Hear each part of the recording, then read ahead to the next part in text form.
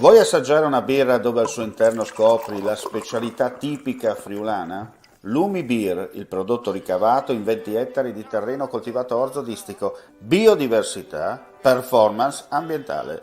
Lumi Beer nelle sue 5 versioni disponibili, 4 per consumo veloce e dissetante e la versione Magnum per intenditori. Lumi Beer si abbina a qualsiasi palato. Lumi Beer è un prodotto esclusivo Azienda Agricola Pancera, il buon seme, i buoni frutti.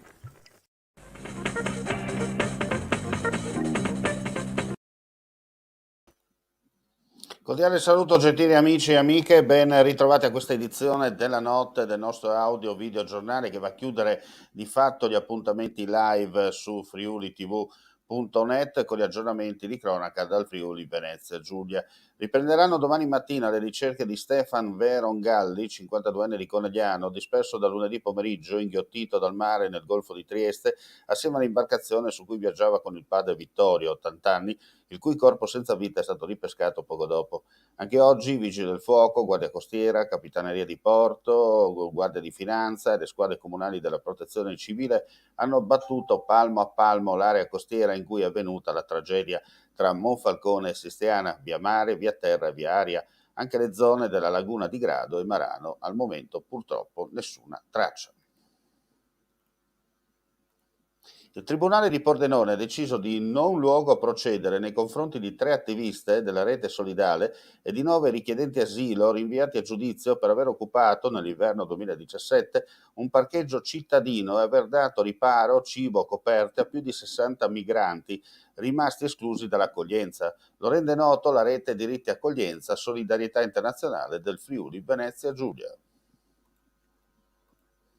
Oltre 1 miliardo e 600 milioni di euro per il sistema delle autonomie locali nel triennio 2022-24 nella prossima manovra finanziaria regionale. Lo ha reso noto l'assessore regionale alle autonomie locali Pierpaolo Roberti nel corso della seduta del Consiglio delle autonomie locali che ha affrontato l'esame dello schema preliminare della legge di stabilità illustrato nel suo complesso dall'assessore regionale alle finanze Barbara Zilli e approvato all'unanimità dal CAL stesso. Oltre 300 operazioni realizzate nell'arco di un anno per un totale finanziario pari a 2,3 milioni di euro. È il primo felice bilancio dell'attività svolta dalla filiale regionale di Per Micro, la finanziaria che si rivolge in particolare alle piccole e micro imprese, ma anche alle famiglie sbarcate in regione ormai quasi un anno fa, grazie all'iniziativa congiunta della Regione Friuli Venezia Giulia per il tramite della finanziaria Friulia, di Confartigianato Imprese FVG e Udine e di Cassa Centrale Banca e Confidi Gorizia. La filiale, già operativa nei locali di Confartigianato Imprese Udine in via del Pozzo, è stata formalmente inaugurata questo pomeriggio, dopo i ripetuti rinvii dettati dall'emergenza pandemica.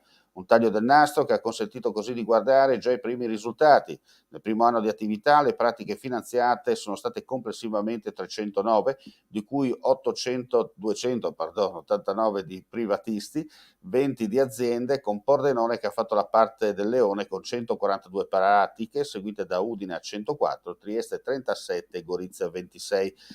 Complessivamente sono stati finanziati progetti per 2,3 milioni di euro, di cui ben 2 milioni a favore dei privati. Attualmente le pratiche attive sono 169 per un outstanding di 1 milione.